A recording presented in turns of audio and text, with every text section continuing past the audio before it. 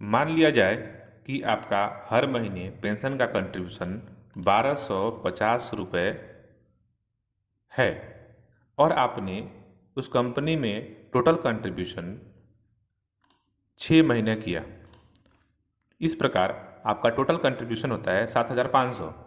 लेकिन पुराने नियम के हिसाब से यदि आप 6 महीने से पहले सर्विस छोड़ देते हैं, नौकरी छोड़कर किसी और जगह पे ज्वाइन कर लेते हैं, तो ये जो 7500 रुपये वाला है ये आपको नहीं मिलता था। लेकिन अभी नए नियम के हिसाब से ये जो 24 जून को नया नियम आया है, इस नियम के हिसाब से अब आपको ये पैसा दिया जाएगा टेबल डी के हिसाब से कैलकुलेशन करके। मैं आपको आगे टेबल डी के हिसाब से कैसे कैलकुलेशन होता है वो भी दिखाऊंगा। फिलहाल मैं आपको बता दूं कि इसमें इस नोटिफिकेशन में लिखा है कि instead of taking numbers of years of services is the basis of calculation henceforth in cases not eligible for pension the completed month of contributory services shall be taken into account of calculation of the withdrawal benefit। Next कह रहा है कि the revise table D is applicable for all withdrawal benefits cases settled after the date of notification irrespective of date of the living service accordance with the para 6A of the scheme. इसमें स्पष्ट रूप से लिखा है कि अब जो calculation होगा यह कैलकुलेशन साल के हिसाब से नहीं, अब कैलकुलेशन जो होगा वो महीने के हिसाब से होगा। पहले टेबल डी में देख सकते हैं कि ये ईयर्स ऑफ सर्विस और यहाँ पे प्रोपोर्शन लिखा है, यानी कि जो कैलकुलेशन होता था ईयर्स ऑफ सर्विस के हिसाब से होता था। लेकिन अब जो नया वाला टेबल डी है इसमें सेवा के महीने यानी कि महीने के हिसाब से कैलकुलेशन होगा। आप सोचते होंगे कि इसमें मेरे बेनिफिट क्या होगा। बेनिफिट ये होगा कि अगर आप 6 महीना से पहले भी नौकरी छोड़ देते हैं तो आप पेंशन के पैसा विड्रॉल करने के लिए एलिजिबल हो जाएंगे। यह जो नियम लगा है यह 14/6 से लागू है, 14 जून से लगा है। तो 14 जून से लगा है तो जो व्यक्ति 14 जून के बाद सेटलमेंट लेंगे अपना पीएफ का उसके लिए ही ये अप्लीकेबल होगा। जो व्यक्ति इससे पहले ले चुके होंगे उनके लिए ये अप्लीकेबल नहीं होगा, उनको टेंशन लेने की ज़रूरत नहीं है। ये उनके लिए है जो अब लेंगे 14 जून के बाद सेटलमेंट। इसमें दूसरा बेनिफिट ये है कि जो पेंशन का कैलकुलेशन होगा वो हर महीने के हिसाब से होगा।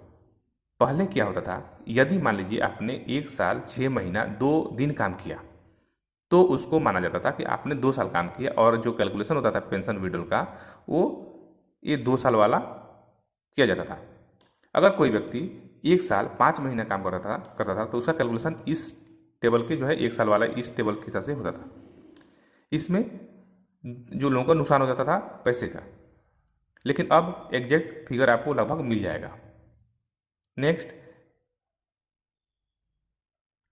आपको तो पता ही है कि यदि आपका नौकरी किसी कंपनी में लगातार 9 साल 6 महीना से ज़्यादा हो जाता था तो आप पेंशन स्कीम में चले जाते थे, यानी कि आप अब पैसे को विड्रॉल नहीं कर पाते। आपको पैसा उठाने के लिए क्या करना पड़ता था, आपको अपने एज उम्र होने का इंतजार करना पड़ता था कि आपका उम्र 50 साल होगा तब आपको पेंशन के रूप में पैसा पेंशन के रूप में मिलता था। फिलहाल इस नियम में बदलाव आने के कारण दूसरा जो सबसे बड़ा फायदा हुआ है कि जो 10 साल वाला था कि कम से कम 10 साल की सर्विस होनी चाहिए, तो आप यदि 10 साल नौकरी करेंगे तो ही आप पेंशन स्कीम में जाएंगे। लेकिन ये नियम 2014 जून 2024 से लागू है, तो इसके बाद ये अप्लीकेबल होगा। उसके पहले वाले इसमें अब अपने माथापेची करेंगे तो नहीं होने वाला है। यानी कि अगर आपका 9 साल 6 महीना पूरा होते ही आप पेंशन स्कीम में चले जाते थे, आपको जब भी पैसा उठाने जाते थे तो आपको वहाँ पर एक मैसेज आता था कि अब आप पैसा नहीं उठा पाएंगे क्योंकि आप पेंशन स्कीम में चले गए हैं। दूसरा, जिसका सर्विस 6 महीना से कम होता था, 5 महीना 4 महीना, उसके यहाँ उनको एक मैसेज दिखाता था कि आपका सर्विस 6 महीना से कम है, आप पैसा नहीं उठा पाएंगे। तो ये दोनों ही चेंजेज हो जाने वाला है। जिसका 6 महीना से कम सर्विस है उसको भी मिलेगा और जिसका 9 साल 6 महीना हो गया है उसको भी मिलेगा। अप टू 9 साल 6 महीना मेरे ख्याल से, अभी ये कंफर्म नहीं है लेकिन शायद मैं अपने दिमाग से कैलकुलेशन कर रहा हूँ, कम से कम 10 साल सर्विस और 50 साल से ज़्यादा का उम्र होना चाहिए। तो 10 साल सर्विस अब एग्जैक्ट चूंकि महीना में कैलकुलेशन होगा तो एग्जैक्ट 9 साल 9 महीना तक आप पैसा उठा पाएंगे। आप भी समझ पा रहे हैं कि ये जो कैलकुलेशन मंथ के हिसाब से होने से 9 साल 9 महीने तक आप पैसे को उठा पाएंगे, पूरा का पूरा पेंशन का पैसा उठा पाएंगे। ये टेबल अब नए वाले टेबल डी के हिसाब से देख रहे हैं। मान लीजिए कि लास्ट वेजेस आपका 15,000 रुपये है, देख रहे हैं इसमें लिखा है कि रोजगार छोड़ने पर मजदूरी का अनुपात। जब आप रोजगार छोड़ रहे हैं उस समय आपका लास्ट वेतन कितना है। लास्ट वेतन मान लीजिए कि आपका आपसे उम्र 15,000 रुपया है, मान लीजिए कि 15,000 रुपये आपका लास्ट वेतन है और आपने टोटल 113 महीना सर्विस कर लिया, तो हम इसको 113 महीना सर्विस किया तो 113 महीना के लिए अनुपात क्या है 9.33। तो 9.33 में क्या है 9.33 में कि मल्टीप्लाई कर देंगे इसे 9.33, आपका जो पेंशन का विड्रॉल अमाउंट बनेगा वो अप्रॉक्स लगभग 1,39,950 रुपया बनता है इस टेबल डी के हिसाब से। आपको पता ही है पेंशन का अमाउंट एग्जैक्ट नहीं निकलता है, वो टेबल डी के हिसाब से निकलता है, ये थोड़ा प्लस माइनस हो सकता है। अब हम इसको देखते हैं कि हमारा जमा कितना होता है। हम 1250 रुपये अगर हर महीने जमा करते हैं, 1250 रुपये क्यों, क्योंकि 15,000 जिसका बेसिक होगा उसका 1250 रुपये पेंशन फंड में पैसा जाता है।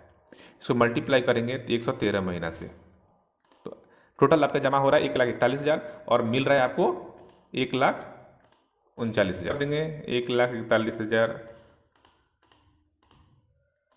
आपको लगभग 1200-1300 रुपया प्लस माइनस है, यानी कि जो पेंशन फंड में पैसा है, यदि आपने सर्विस पूरा नहीं किया तो आप पूरा का पूरा पैसा जब फॉर्म 10C भर के उठाएंगे तो आपको लगभग इतना अमाउंट मिलेगा नए वाले टेबल डी के हिसाब से। पुराने वाले टेबल डी में आपको देख रहे हैं कि साल के हिसाब से कैलकुलेशन होता था, अब इसको तो बारे में बात करने की जरूरत नहीं है, अब तो नया कैलकुलेशन होगा।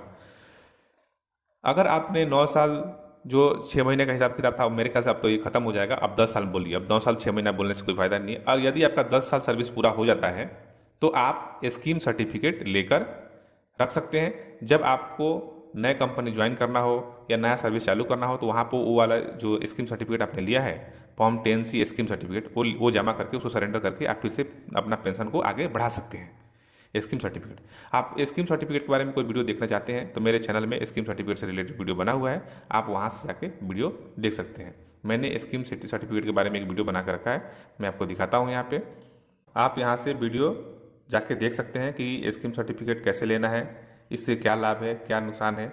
आप अगर स्कीम सर्टिफिकेट का वीडियो देखना चाहते हैं तो मैं इस वीडियो के डिस्क्रिप्शन में भी इसका लिंक डाल दूंगा, आप वहाँ से देख सकते हैं।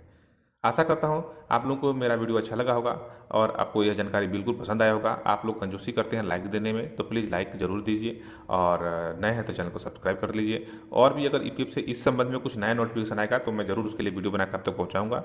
तब आप हमारे चैनल को पहले से सब्सक्राइब करके रखेंगे तो आपको जरूर वहाँ पर इसके नोटिफिकेशन तुरंत पहुँच जाएगा और आपको इसके बारे में अपडेट जानकारी मिलता रहेगा। तो मेरे चैनल को प्लीज़ सब्सक्राइब कर लीजिएगा अभी तक नहीं किए हैं तो, अगर किए हैं तो वीडियो को लाइक कीजिए और अपने दोस्तों को भी शेयर कीजिए। बहुत बहुत धन्यवाद।